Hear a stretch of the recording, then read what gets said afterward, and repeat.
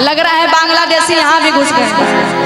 क्रिस का गाना सुनेगा, सुनेगा कि राम नाम लिया, इसको अच्छा चेंज कर दो कि भजन न किया, अरे तो बोलो ना बोलो क्या किया, किया के मधुबनी में राम नाम ना लिया, तो बोलो ना बोलो क्या किया। कहते हैं ना ऐसे नहीं होगा, कहते हैं कि अपने गांव में मान सम्मान बना लेना, अपने गांव में मान सम्मान बना लेना। अगर तालियां बजाने में शर्म आ रही है तो अपना घर पाकिस्तान में बना लेना। राम का नारा ऐसा लगाइए ये पंडाल को पूरा शुद्ध कर दो, क्योंकि आपको मालूम है ना कि जब इंसान मर जाता है, कंधे पे सवार होता है, जब घर से चले जाता है तो क्या बोल के विदा करते हैं? राम नाम। ये वचन जो बोलते हैं ना, इसके बिना वो शरीर जा नहीं सकता, घर में शुद्धि भी नहीं हो सकती। इसलिए एक बार बोली जय श्री राम, और कहेंगे कि स्वागत के करो तैयारी, अरे आएंगे भगवान धारी, अरे राहों में फूल बिछा दो, ओ तेरे भाग जगाए, अरे राहों में फूल बिछा दो, ओ तेरे भाग जगाए। जो असली सनातनी होंगे वही खुद से डांस करेंगे। बोले जय श्री राम। जिसको राम जी से प्यार है दोनों हाथ उठाइए, दोनों हाथ ऊपर। अब कहिए ओ मेरे राम जी आएंगे, हनुमान जी आएंगे, मेरे राम जी आएंगे, हनुमान जी आएंगे।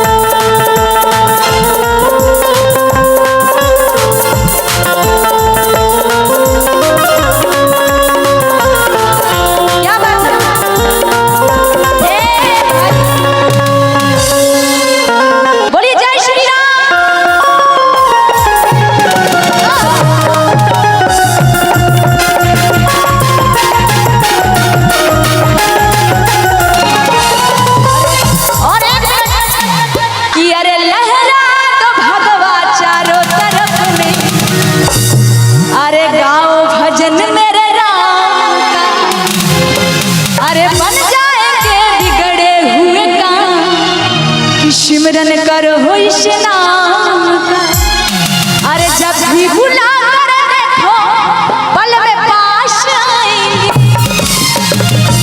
किस किस के पास अभी भगवा गमछी है? जिसके पास है वो निकालिए ऐसे, और जिसके पास गमछी नहीं है, अगर हिंदू हो तो दोनों हाथ उठा दो और ऐसे करिए ऐसे, अरे लहरा दो भगवा चारों तरफ, गाओ भजन मेरे राम।